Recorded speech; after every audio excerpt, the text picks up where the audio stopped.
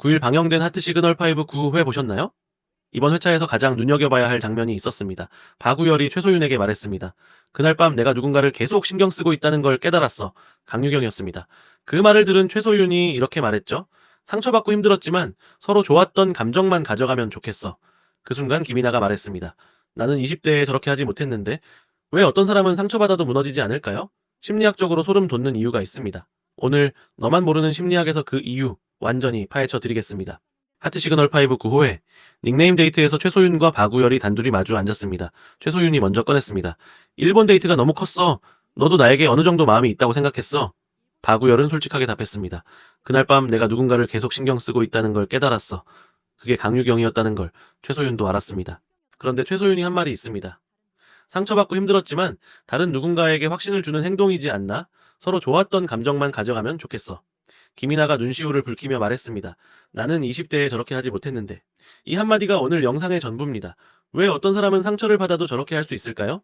최소윤에게 일어난 첫 번째 심리, 바로 인지적 재평가입니다. 스탠포드 대학교의 제임스 그로스가 1998년에 밝혀낸 개념인데요. 나쁜 경험이 생겼을 때 그 경험을 어떻게 해석하느냐에 따라 감정의 결과가 완전히 달라진다는 겁니다. 최소윤은 거절을 내가 부족해서로 해석하지 않았습니다. 다른 누군가에게 확신을 주는 행동으로 재해석했습니다. 이 차이가 모든 걸 바꿨습니다. 혹시 여러분도 이런 경험 있으셨나요? 좋아하던 사람이 다른 사람을 선택했을 때 역시 나는 안 돼 라고 느꼈던 순간, 그게 자연스러운 반응입니다. 우리 뇌는 거절을 신체적 고통과 같은 방식으로 처리합니다. 실제로 UC, LA의 나오미 아이젠버거 연구팀이 밝혀낸 거예요. 거절당할 때 활성화되는 뇌 부위가 신체적으로 다쳤을 때 활성화되는 부위와 같습니다. 그러니까 최소윤이 힘들었다고 한 건 진짜였습니다. 그런데 최소윤은 그 고통을 다르게 처리했습니다. 상처받고 힘들었지만 이라고 인정했습니다. 부정하지 않았어요. 그 다음에 서로 좋았던 감정만 가져가면 좋겠다고 했습니다. 심리학에서는 이걸 긍정적 재평가라고 합니다. 나쁜 경험 안에서 의미 있는 것을 찾아내는 능력, 이게 단순한 긍정 마인드가 아닙니다. 훈련된 심리적 근육입니다. 하트 시그널 5 인물 심리 분석을 파헤치고 있는데 혹시 지금 구독 안 하고 보고 계신 분 얼른 구독 버튼 누르고 오세요. 안 그러면 제가 삐질 거예요. 네, 나는 20대에 저렇게 하지 못했는데 김이나의 이 한마디는 굉장히 중요합니다. 인지적 재평가는 나이가 들면서 자연스럽게 발달하는 능력이에요. 경험이 쌓이면서 상처를 반복적으로 처리하면서 조금씩 더 잘할 수 있게 됩니다. 그런데 최소윤은 20대에 그걸 이미 하고 있는 겁니다. 이게 왜 가능했을까요? 두 번째 심리입니다. 최소윤 1탄에서 다뤘던 거 기억하시나요? 최소윤은 원하면 바로 가는 사람이었습니다. 커플 반지를 먼저 제안하고 먼저 고백했죠? 그게 가능했던 이유가 안정 애착이었습니다. 그런데 이번 9회에서 우리는 안정 애착의 가장 강력한 면을 봤습니다. 거절을 받아도 자기 자신을 잃지 않는 것. 컬럼비아 대학교의 아미르 레빈이 말했습니다. 안정 애착을 가진 사람은 관계가 끝나거나 거절을 받아도 자신의 가치가 흔들리지 않는다고. 자, 최소윤이 박우열의 거절을 들으면서도 서로 좋았던 감정만 가져가면 좋겠다고 말할 수 있었던 건 박우열이 자신을 선택하지 않아도 자신은 여전히 괜찮다는 걸 알고 있기 때문입니다. 여기서 잠깐 정규리와 비교해 볼게요. 정규리는 박우열이 강유경에게 다정한 걸 보고 혼자 끙끙 앓았습니다. 최소윤은 박우열이 직접 강유경을 선택한다고 말했는데도 서로 좋았던 감정만 가져가면 좋겠다고 했습니다. 같은 상황, 완전히 다른 반응, 이 차이는 어디서 오는 걸까요? 정규리는 상처받으면 자신에게 질문합니다. 나는 저 사람한테 충분히 매력적인가?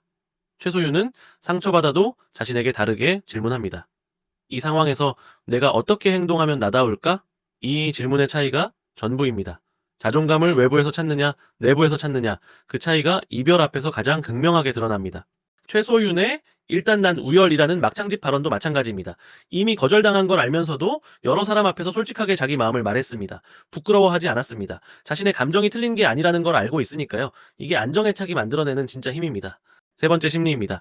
상처받고 힘들었지만 이라는 말. 최소윤은 힘들었다는 걸 숨기지 않았습니다. 이게 굉장히 중요합니다. 진짜 감정 조절은 감정을 억누르는 게 아닙니다. 감정을 느끼면서도 그 감정에 휘둘리지 않는 것. 스탠포드 대학교의 제임스 크로스는 이걸 감정 조절 능력의 핵심이라고 했습니다. 반면 감정 조절이 어려운 사람은 두 가지 극단으로 갑니다. 감정을 완전히 억누르거나 정규리처럼 쿨한 척, 아니면 감정에 완전히 휩쓸리거나. 최소윤은 그 사이 어딘가에 있었습니다. 힘들다고 인정했지만 무너지지 않았고 상처를 숨기지 않았지만 상처에 지배당하지 않았습니다. 이게 감정지능의 가장 높은 형태입니다. 혹시 여러분은 어떠세요? 상처를 받았을 때 어느 쪽에 더 가까우셨나요? 억누르는 쪽인가요? 아니면 휩쓸리는 쪽인가요? 어느 쪽이든 잘못된 게 아닙니다. 감정 조절 능력은 선천적인 게 아니라 연습으로 키울 수 있다는 게 심리학의 결론입니다. 최소윤도 어느 날 갑자기 저렇게 된 게 아닐 거예요. 최소윤의 감정 조절 능력이 가장 빛난 순간이 또 있었습니다. 박우열을 향한 최소윤의 감정을 보고 귀엽게 질투했던 강유경에게 최소윤은 전혀 차갑게 굴지 않았습니다. 경쟁자인데도 자연스럽게 대했어요. 이걸 심리학에서는 탈중심화라고 합니다. 나의 감정에서 한 발 물러나 상황 전체를 보는 능력, 쉽지 않습니다. 정말로 어렵습니다. 최소윤이 강유경에게 차갑게 굴 이유는 충분했습니다. 좋아하는 사람이 선택한 상대니까요. 그런데 최소윤은 저 둘은 아주 그냥 세기의 사랑을 하고 있네 라고 했습니다. 귀엽게 질투하면서도 두 사람을 응원하는 말이었습니다. 이게 가능한 사람이 얼마나 될까요? 김이나가 나는 20대에 저렇게 하지 못했는데 라고 한 이유가 바로 이겁니다. 네 번째 심리입니다. 최소윤이 한 가장 중요한 말로 다시 돌아가 볼게요. 다른 누군가에게 확신을 주는 행동이지 않나. 이게 굉장합니다. 박우열이 자신을 거절한 것을 강유경에 대한 확신의 표현으로 재해석했습니다. 내 대한 거절이 아니라 다른 사람에 대한 사랑의 증거로 본 거예요. 이건 단순한 긍정이 아닙니다. 진짜 성숙입니다. 심리학자 크리스틴 네프는 말합니다. 자기 자신을 진정으로 받아들이는 사람은 거절도 자기 비판의 증거로 쓰지 않는다고. 최소윤은 박우열이 강유경을 선택한 것을 나는 충분하지 않아로 받아들이지 않았습니다. 그는 다른 사람을 사랑하고 있어로 받아들였습니다. 이 두 해석의 차이가 최소윤을 무너지지 않게 만든 겁니다.